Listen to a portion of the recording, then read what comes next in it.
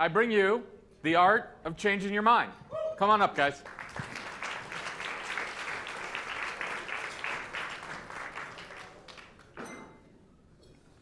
Thank you so much. It is an auspicious time to be here. I feel like, because if nothing else, we as a polity, I feel like, have achieved disagreement at long last. We're talking today about changing your mind. It's I think it has a special value here, but also generally just kind of across American politics right now. We have the sense that some of us will need to change our mind if we want to avoid some particularly disastrous outcomes. That changing our mind is a necessity for some of us right now. It might just be all the other people who need to change their mind to agree with us. The funny thing about changing your mind is that actually we all do it all the time. We just usually do it together in a group. And we don't do it separately kind of as individuals. We're all large herds of people all kind of changing our mind at the same time as we get evidence. And we don't even necessarily notice it as a process. Today on stage we have 3 people who have changed their mind as individuals, and even more so have been aware that they're changing their mind as they do it, and have some reflections on that, and we're able to even reflect on it as it was happening. And so I want to introduce Eli Claire, who is the president of the R Street Institute, Tisha Schuller, who is president of Adamantine Energy, and of course Rachel Pritzker, president of the Pritzker Innovation Fund. It's good that this event is in the evening because I think it will mostly proceed as a story time. And so I want to get to our first story, which is Eli. Eli, I will now hand the dais to you, but the symbolic dais. You have changed your mind on, I think, an issue that unites almost all of us here, which is climate change. So what was the process of that like? Sure. So I was never somebody of the opinion that climate change was a hoax or was made up or was some vast conspiracy with scientists plotting in their secret lairs. Instead, I did long believe and did long think that climate change probably was not worth much of a public policy response. The basis for my belief wasn't really any look at the science. It was what people around me were largely saying.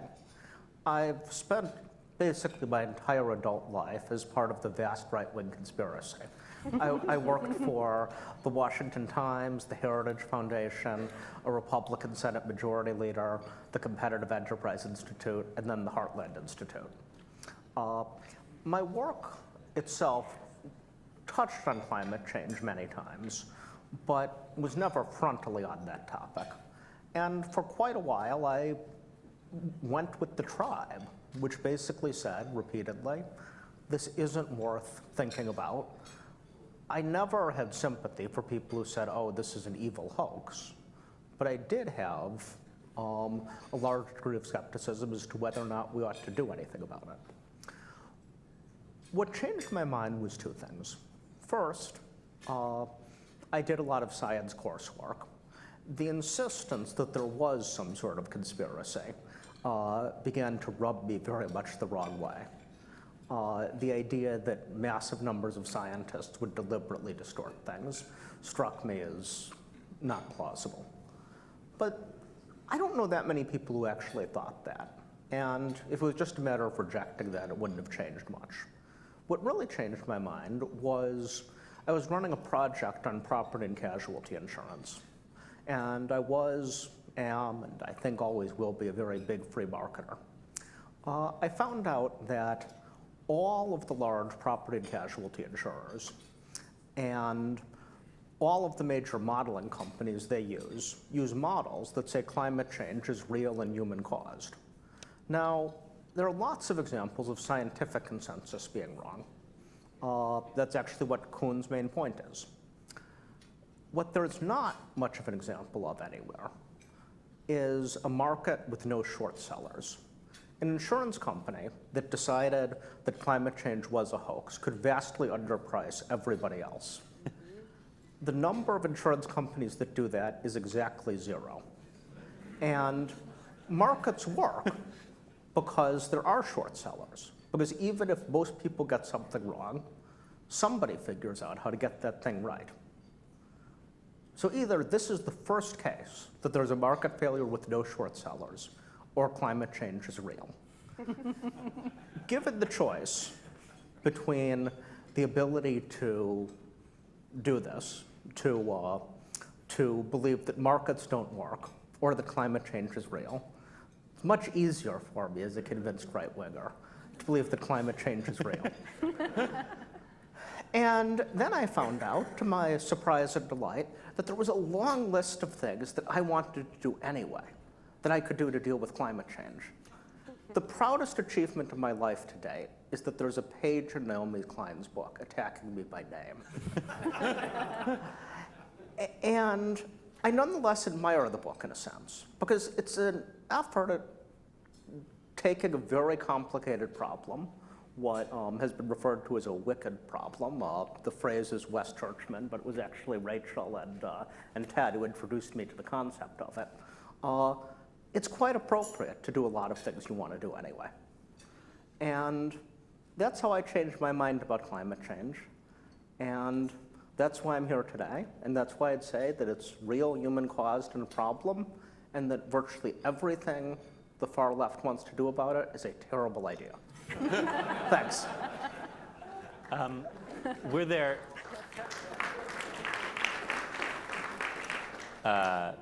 there consequences for you of changing your mind, either with, I mean, at the time you were working at Heartland Institute, right? Which I think is known for its ardent pro-science, deeply held, support for climate change policy of all shapes and sizes. Oh, yeah.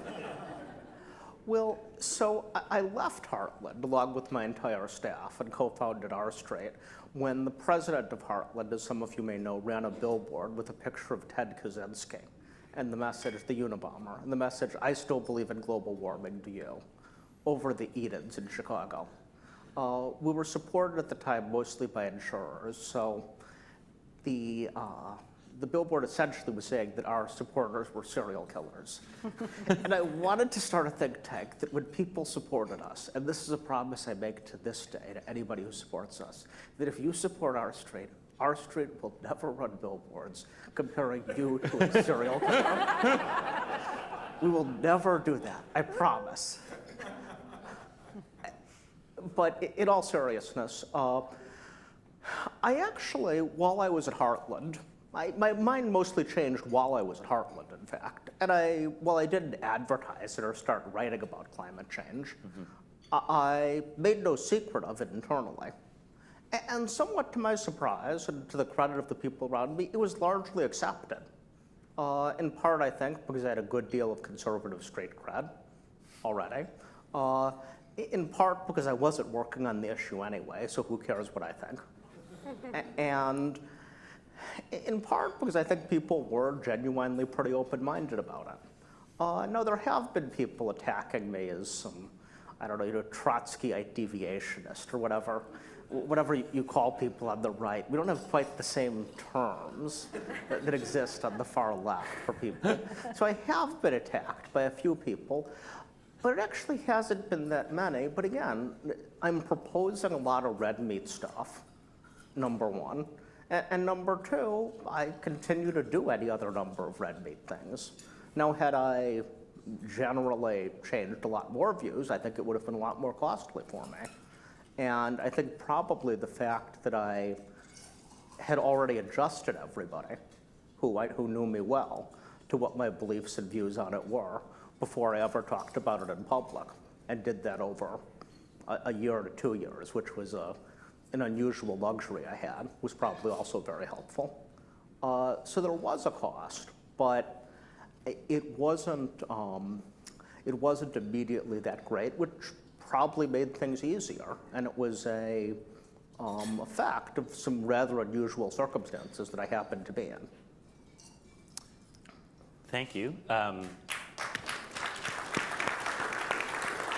This room applauds twice for all conservatives who embrace climate. No, there's one story one just last thing before we move on, but I would be remiss if I didn't share this datum with the room. This is the second time you changed your mind on an issue of political or ideological import, in that, as you emailed me, and I think I can share this. Sure. Bill Ayers. Yeah. You grew up on the far left, and Bill Ayers attended your bar mitzvah. Yeah. So I think the And only. Bernardine, yeah. Yeah. So I think would you say you're the only, of all the people whose bar mitzvah Bill Ayers has attended, you might have the most Republican or right-wing bona fides in Washington today, or? Probably, although I have to say, Bill, when Obama was saying, everybody in town knew Bill, Yeah. he is one of the nicest people personally I've ever met. I've actually avoided reading most of his writings for that reason, because I personally like him so much. And in fact, everybody in Chicago knows him, Yeah. and he has a very diverse group of friends personally. It might be true, but it wouldn't surprise me if he has some deep friendship with somebody to my right. Excellent. I just wanted to get that in. So our second storyteller today, which feels appropriate, is Tisha. So you used to be, my understanding is, a Boulder, Colorado-based, ardent, organics buying, firewood burning, environmentalist. Perhaps of the sort who would buy a Naomi Klein book that would attack Eli. Today, you do not believe in necessarily all of the beliefs you once did. Could you tell us that story? Sure. So in 1990, I attended my first Earth Day in San Francisco. That would date me, except I think I saw several of you there as well. So I bought a shirt I'll never forget, because this was the first time I identified as an environmentalist, and it was this beautiful turquoise shirt with a dream catcher of the earth. So you get the idea. And in 1996, I moved to Colorado to live the dream, bought a log cabin built in 1873, got married, had 2 kids, and raised them in cloth diapers with some pressed tofu for baby food, and baked bread every Sunday. So I really lived the life, and of course I delayed their vaccines because I was worried about vaccines, and as soon as we could afford to, we started eating more and more organic. And then a decade later, I lived a really boring life. I was a middle manager in an environmental consulting firm. My kids were, of course, going to the Buddhist preschool, so I hadn't strayed too far. But now, under the pressure of supporting my family and working, in the real world, a lot of my clients were oil and gas, and I was trained as a geologist and an environmental scientist. And so when the fracking controversy hit, I thought, well, this is ridiculous. There's a lot of things to be worried about in oil and gas. In fact, the way I rationalized my existence was I had an uncle that always said, it's better to be part of the solution than part of the problem. And so that's what I told myself when I went and worked for my oil and gas clients. But when fracking became a thing, I thought, well, I'm a geologist. This is ridiculous. That's the dumbest thing for people to worry about when there's so many other good things you could worry about with the oil and gas industry. So I had this strange calling, a calling to become the president and CEO of the Colorado Oil and Gas Association, which is a trade association for all the oil and gas companies in Colorado, which basically means it's like the bottom feeding location to represent the oil and gas industry when they want to behave their worst. So I proudly took the helm, and I spent 5.5 years in what I think one could argue was the most controversial time in oil and gas history, and I had to do a ton of soul searching. When I first joined, Koga, Colorado produced 85% natural gas, and if you remember that very tiny window when natural gas was cool among environmentalists, that's when I joined. And then the price of natural gas collapsed, and a huge oil find, the Niobrara Shale, was found in Colorado. Suddenly we were producing oil, and shit, now I'm the CEO of the Colorado Oil Association, basically. And so then I had to do some soul searching again, asking myself, well, how are we going to get to this 100% renewable world, and what's the path, and what should I be doing? And then I figured out, oh, oil and gas are like just the fundamental backbone of our economy, and have something to do with everything we do. And then I went further to ask, well, how are we going to get off this? And then I learned from an international perspective that 100% of new demand for oil and gas, for all energies coming from the developing world, and truly to raise people out and to raise economies, we have to grow economies, and to do that we're going to need oil and gas. And so now I find myself at this permanent interface of controversy and oil and gas projects in the US. It's where infrastructure needs to be built, and there's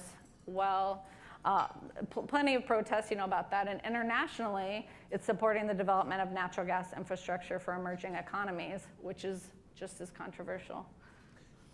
Do you feel like you changed your mind, or everyone else kind of changed their mind around you, and suddenly you had this consistent feeling about natural gas, or consistent opinion about fracking, and in 2010 or 2011, suddenly everyone switched sides, and you were just standing there holding the same opinion you were holding earlier? Yeah, that's a good question. No, I definitely changed my mind, and a lot of people in my life felt that I abandoned them, that I left the yogurt making, vaccine avoiding tribe that we were.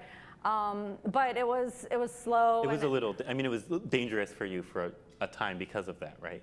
Well, yeah, dangerous is kind of an understatement, and it's a little painful to recount. But so environmental activists were not pleased with my very visible presence in the state, and so they not only, of course, they threatened me and my life, and I had to have protection, but they posted pictures of my children and where they went to school, and with statements to repay them for their crimes against humanity.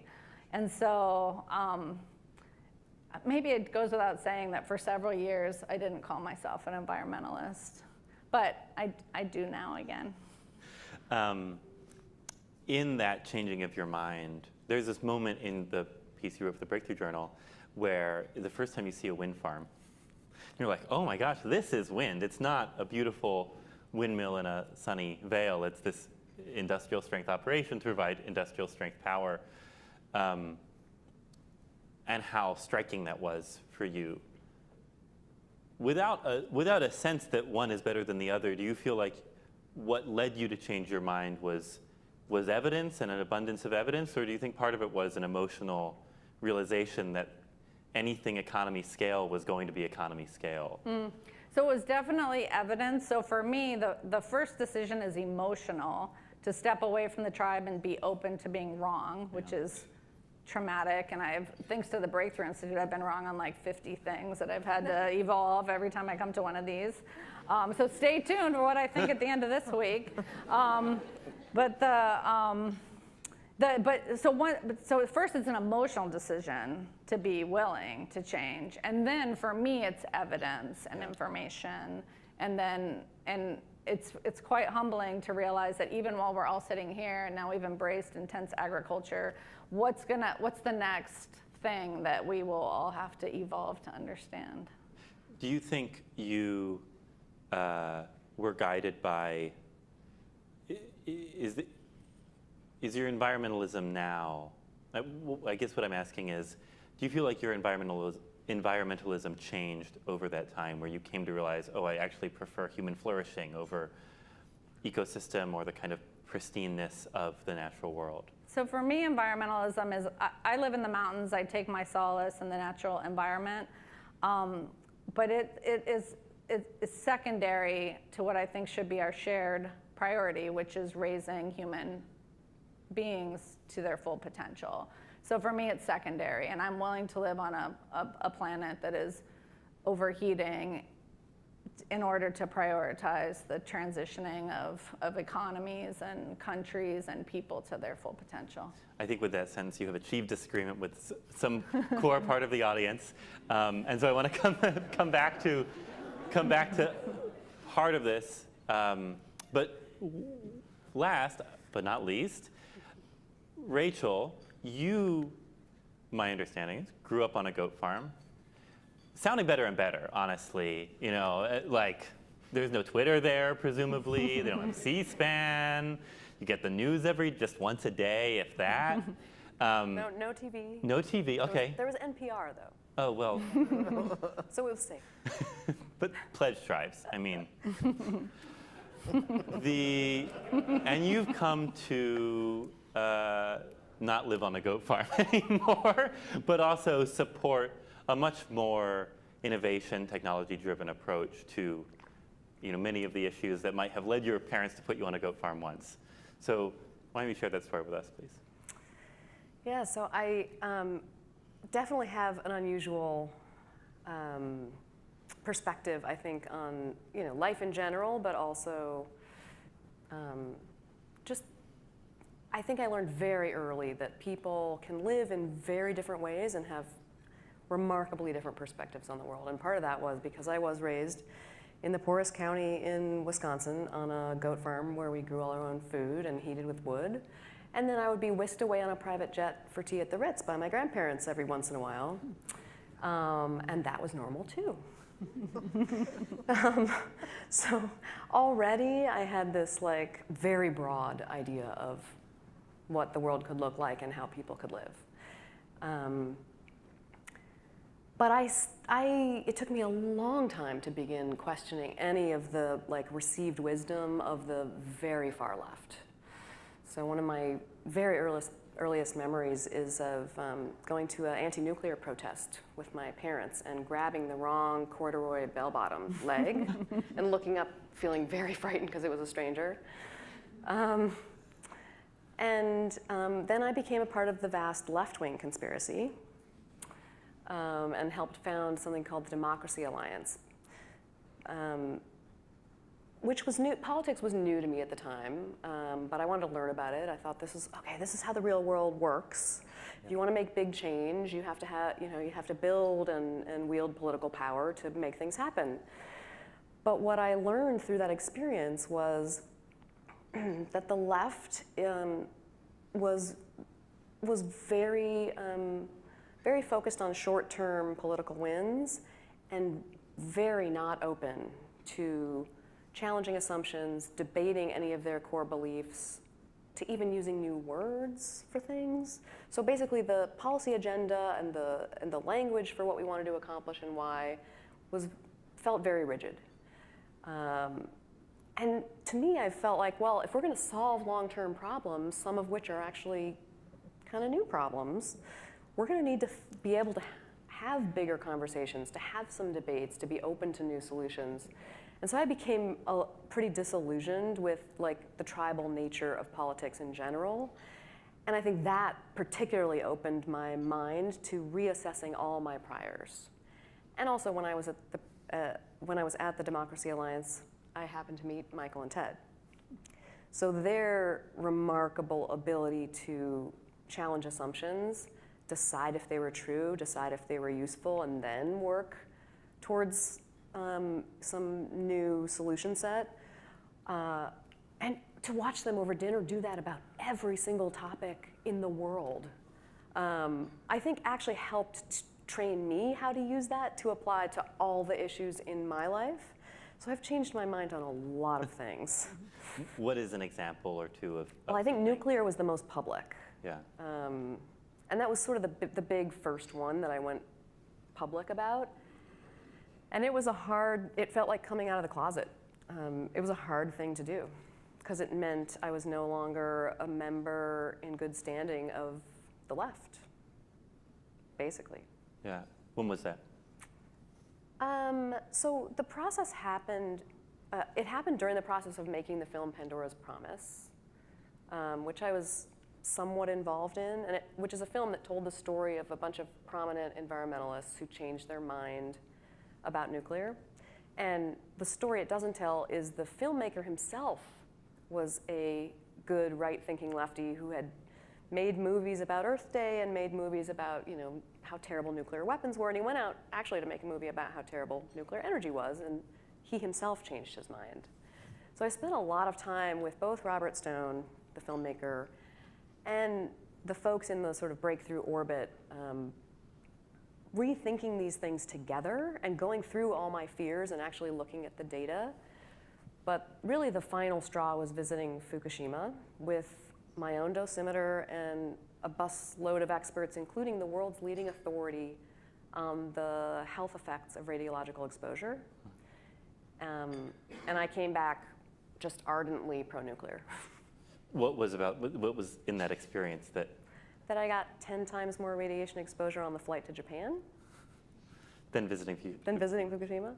And that was it? That was like the... Yeah, and also that like 4,000 additional Japanese people a year were dying because they closed their nuclear. Yeah. And it was sort of like, wait, why is this happening? This is happening because of an outdated mental model that we're just unwilling or unable to discuss again. And it was deeply frustrating. And I think part of what made it easier for me also is that I am a natural contrarian, as clearly my parents were. I do actually think being Jewish contributes to that. It's encouraged in the culture. Argumentative faith? Yep. But yeah, I thought, people have just learned to think nuclear is terrible. Yeah. But we could learn other things. On the variety of topics on which you've changed your mind, Eli changed his mind, but on climate change requiring a policy response, but stayed a free marketer through that.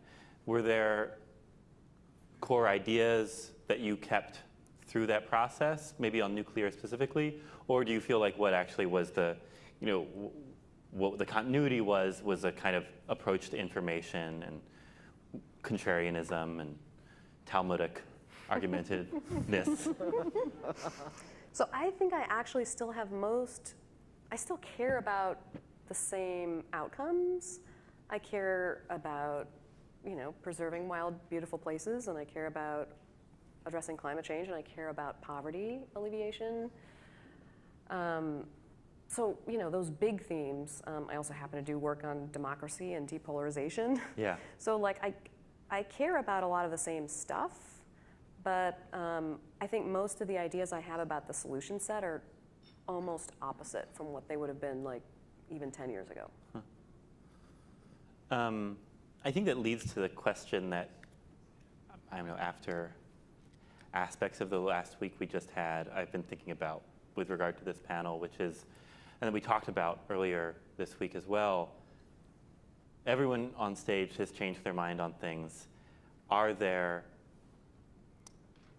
in that experience of changing your mind, what kind of lesson would you give for all of us, or for approaching our political system at this moment where we're so polarized and certain opinions are so deeply held? Are there ways you've adjusted maybe your theory of change because of how you've personally changed your mind? I think I might go to Eli for that first, since you are the sole member of the vast right-wing conspiracy on the stage right now. Sure.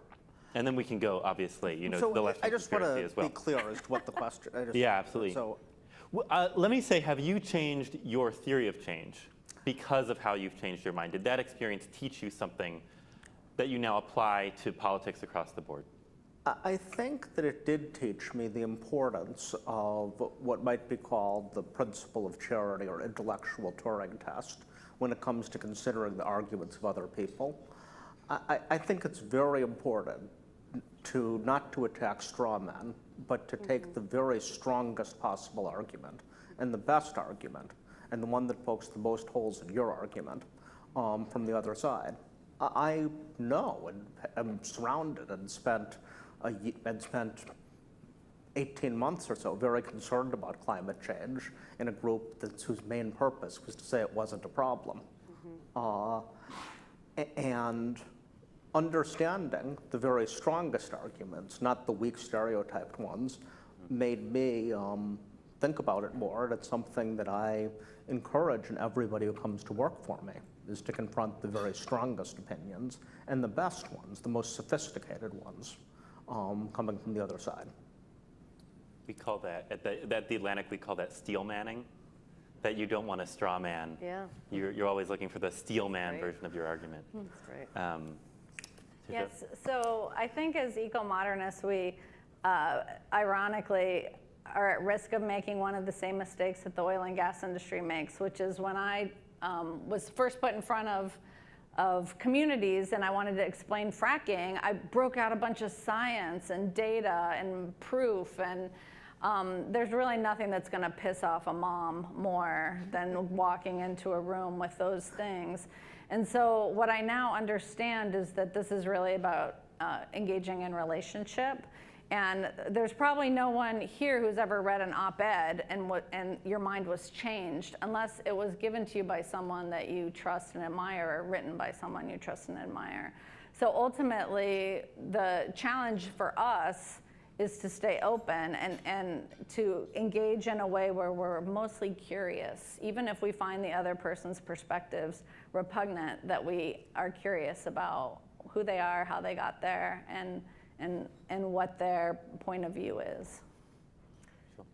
I would say I learned to avoid the easy solutions, especially to really wickedly complex problems like climate change or poverty, and also to avoid jumping into advocating for things until I really took the time with a wide range of smart people with differing views to dig into some of the underlying assumptions and some of the complexity. And then, you know, what's the problem below that, and what's the problem below that, and what's the problem below that, until I really have a better sense of the space. And then, actually, I think I also learned just the power of new ideas. They can be just tremendously impactful. So I would leave it at that. Yeah, we have our timer blinking red. None of you can see that. It looks, the missiles are en route. I know. Basically is what the timer looks Warning, like from our warning. perspective. There's one last question before we send everyone back to cocktails. Is there something that you're changing your mind on now, or that you used to think and now you're like, oh, I don't know, in just a sentence?